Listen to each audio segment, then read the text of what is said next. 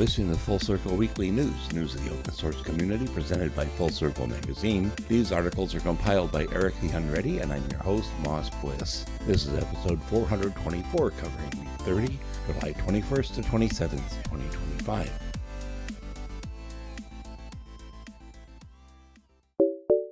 The OpenAPV library has been released, providing a reference implementation of the APV Advanced Professional Video codec designed for professional video recording and processing without noticeable loss of quality. The library code is written in C and is distributed under the BSD license. The project is being developed by the Academy Software Foundation, established by the Academy of Motion Picture Arts USA and the Linux Foundation to promote the use of open source software in the filmmaking process. The new version adds support for APV families, which define typical codec configurations that meet certain size and bitrate requirements. The latest specification improvements have been taken into account. They also added support for profiles like 422-12, 444-10, 444-12, 4444-10, 4444-12, and 400-10. Optimizations have been made to reduce encoding and decoding time. They then implemented protected methods for accessing the bitstream buffer and managing metadata and expanded the API. Google has introduced the OSS Rebuild project designed to detect hidden changes in ready-made packages published in repositories. OSS Rebuild is based on the concept of reproducible builds and comes down to checking the compliance of a package placed in the repository with a package obtained via rebuilding from the reference source code corresponding to the declared version of the package. The toolkit code is written in Go and is distributed under the Apache 2.0 license. After a specific version of a package has been verified, attestation data is generated that can be used by others to evaluate already verified packages. The verification can be done by running a command line utility or by checking a hash stored in a separate cloud storage. The infrastructure for checking packages can be deployed on your own server. You can also use information about the checks performed in Google for several thousand packages. Oracle has formed a new branch of MySQL 9.4.0 DBMS. MySQL Community Server 9.4.0 builds are available for all major Linux, FreeBSD, Mac OS, and Windows distributions. In accordance with the release model introduced in 2023, MySQL 9.4 is classified as an innovation branch. Innovation branches are recommended for those who want to get access to new functionality earlier and are published every 3 months, supported only until the next major release. In September, they plan to form an LTS Release 9.5, recommended for implementations that require predictability. Following that LTS branch, a new innovation branch will be formed, MySQL 10.0. Enrico Weigelt, the Xlibre project lead, has prepared a pull request after discussions with the community to integrate the core X11 drivers into the X server master branch. The stated reasons are the desynchronization of the X server and drivers due to the changing ABI that drivers interact with, and the desire to provide all the necessary drivers together with the X server without having to manually search for compatible versions. Some of the community criticized this decision, fearing it will complicate the development of new drivers for Xlibre, but Enrico insists on the need for such an approach. The arguments cited include a similar model for developing the Linux kernel, which actually does not have a stable ABI, as well as the raw state of the Xlibre codebase, which is still undergoing a full-scale refactoring. However, in the future, as the project matures, the developers do not rule out stabilizing the ABI. Developing new drivers for X11 outside the Xlibre tree is possible, but ABI synchronization remains the baby of the developer. For those who do not want to install all the drivers together with the server, they promise to implement build flags.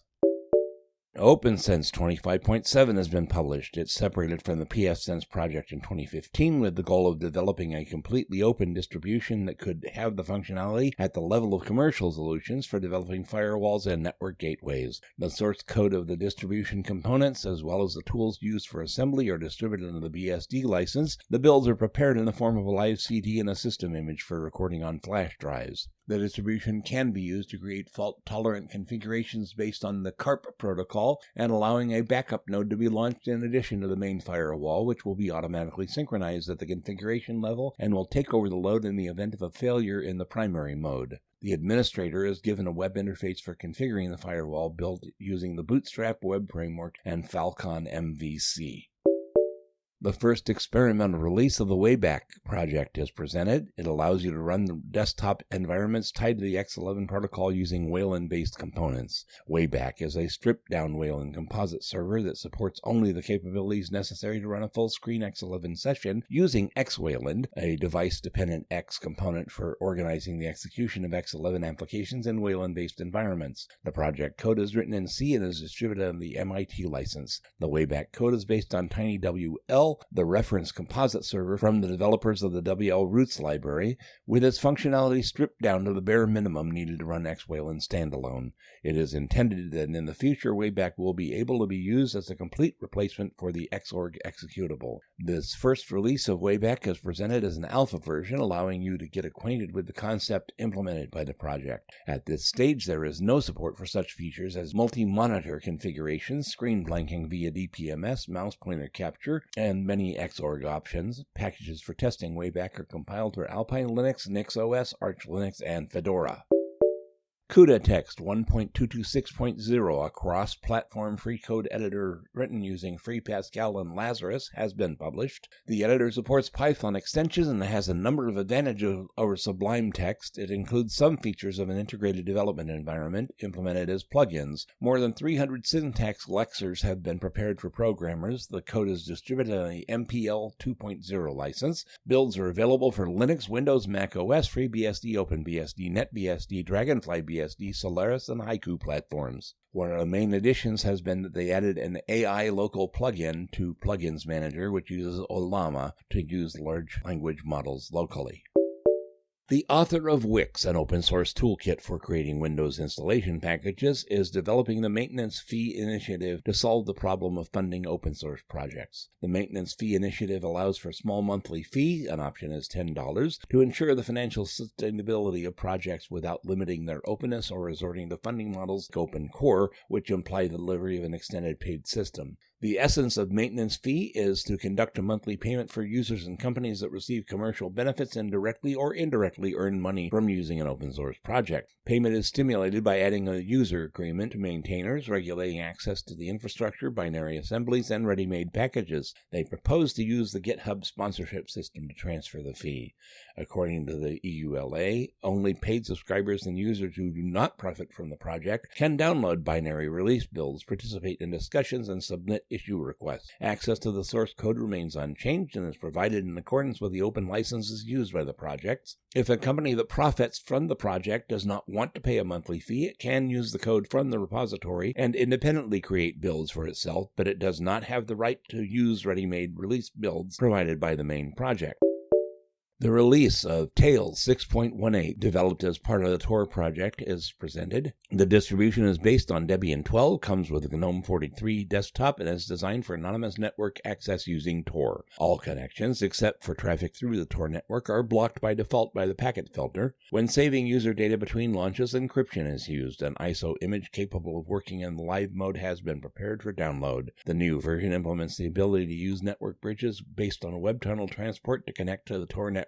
Web tunnels simulates typical web traffic and can be used where OBFS4 transport does not work. Tor Browser 14.5.5 and Thunderbird 128.12.0 have been updated.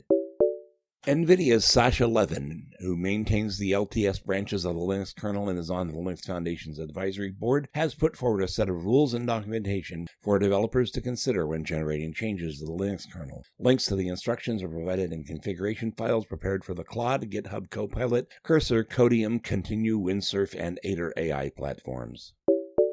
Sudo 1.9.17p2 is available. It is used for the execution of codes on behalf of other users. The new release fixes an issue that under circumstances could cause PSYOP signal, terminal connection lost, to be sent not to the running process, but to all processes in the system. The problem is present since Sudo 1.9.16 is caused by the use of killpg instead of kill, in some cases to terminate a child process. Unlike kill, killpg sends a signal to a process group, but as a group it can handle values greater than or equal to 0. When a negative group value is passed, the behavior is undefined and on some systems may result in the signal being sent to a process number 1 in it, and all processes on the system being terminated. Additionally, Sudo has fixed an issue that could could cause a failure when intercepting and verifying commands being run in configurations that use the intercept and intercept verify options in the sudoers file. On Linux systems that support the ptrace_ready_string function, processes that had command line arguments or environment variables larger than the memory page size would crash.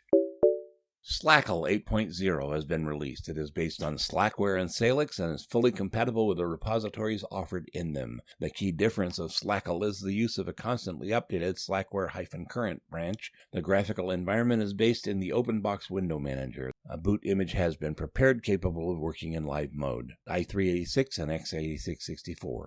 The new release is synchronized with the Slackware current branch and ships with Linux kernel 6.12.39. Updated programs include Firefox 140, Thunderbird 140, LibreOffice 25, GIMP 3, SM Player 25, MPV 0.40, MPlayer 2025-0330, XAL 4.1.3, Brasero 3.12.3, ISOmaster 1.3.17, Pigeon 2.14.142, and Transmission 2.94.